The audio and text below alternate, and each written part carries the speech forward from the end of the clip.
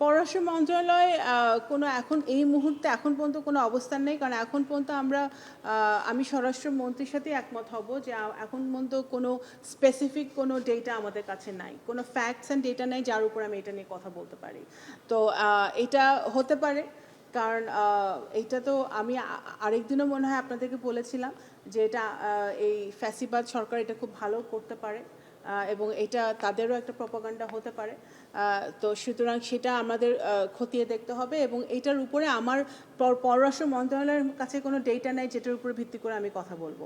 এবং অবশ্যই I am sure যে স্বরাষ্ট্র মন্ত্রণালয় এটা নিয়ে কাজ করছে, খতিয়ে দেখছে। কাছে কিছু চাওয়া হবে কিনা তথ্য, মানে তারা কোন বেসে এই প্রতিবেদন তৈরি করলো, সেই তথ্যগুলো ঢাকার পক্ষ থেকে চাওয়া হবে কিনা?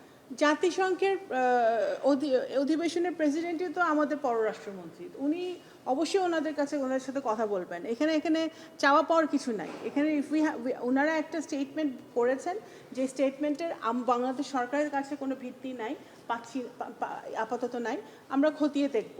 কিন্তু আবারও মনে করি আমার বিশ্বাস যে এটা আওয়ামী লীগ সারা জীবনে এই প্রপাগান্ডা করে এসছে, এটা আওয়ামী লীগের অপরাজনীতির একটা অংশ। আমি মনে করি এর বেশি আপাতত আমি এর বেশি কিছুই আমি দেখতে পাচ্ছি।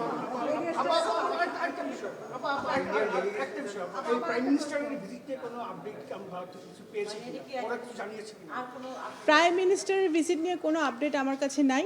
প্রাইম মিনিস্টারের ভিজিট যখন যেই দেশে ঠিক হবে, প্রাইম মিনিস্টারের অফিস থেকে আপনারা জানতে পারবেন। একটা প্রশ্ন, ডেইলি স্টারের সম্পাদক মাহফুজ আলম বলেছেন তার কাছে তথ্য আছে ইন্ডিয়ার একটি টকশোতে যে ভারতীয় প্রধান বাংলাদেশে এসেছিলেন মক্কা চুক্তিতে যেন বাংলাদেশ যুক্ত না হয় সেই বার্তা নিয়ে। পররাষ্ট্র মন্ত্রণালয়ের কাছে এমন কোনো তথ্য আছে? আমার কাছে কোনো তথ্য নেই। এটা ডেইলি স্টারের সম্পাদককে জিজ্ঞেস করো।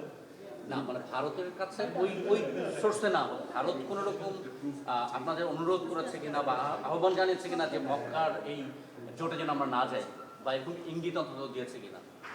না, জানি।